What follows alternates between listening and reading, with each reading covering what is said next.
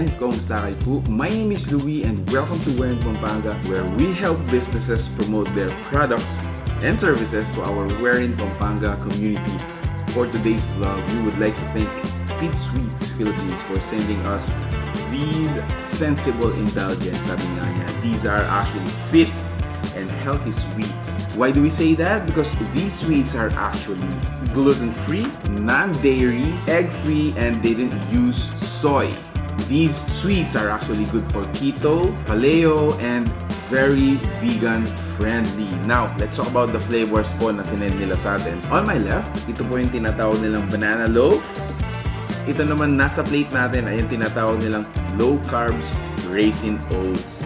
And then the next plate is called banana chia, which is I am really interested. And then we have another plate in which we have a cookie they call double choco matcha. Wow.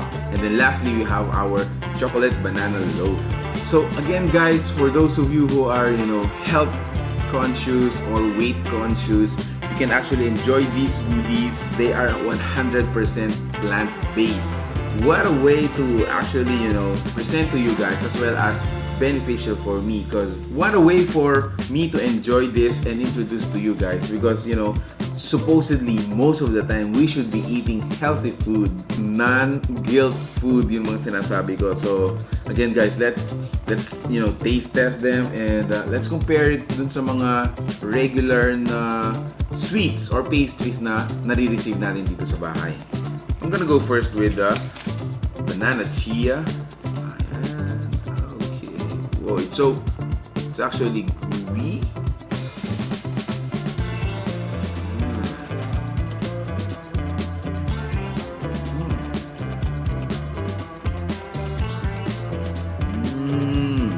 I actually can taste and chew yung mga chia seeds na nandito. Taste-wise, it's actually sweet. Yeah. But then again, guys, let me repeat. Ito yung mga sweets na non-guilt. Gluten-free, no dairy, no soy, no egg. So, very perfect sa mga vegan. Now, let me taste naman itong chocolate banana nila. And it has almond actually. By the way, yung mga ginagamit nilang flour dito, guys, are organic almond flour. And they also use organic coconut flour. In terms of taste, I don't think it has huge difference with the regular cakes, cookies, or bread na natitikman natin commercially. Dito, kapag ito yung mga kinakain natin, we can go as much as we can, as many as we can, without even feeling guilty na sumusobra na yung sugar natin or naging unhealthy na yung diet natin because of these sweets. Okay, so lastly, I think I'm gonna taste this low carbs raisin oats. I love raisins. Once in a while, I eat oats, so tikman na lang natin.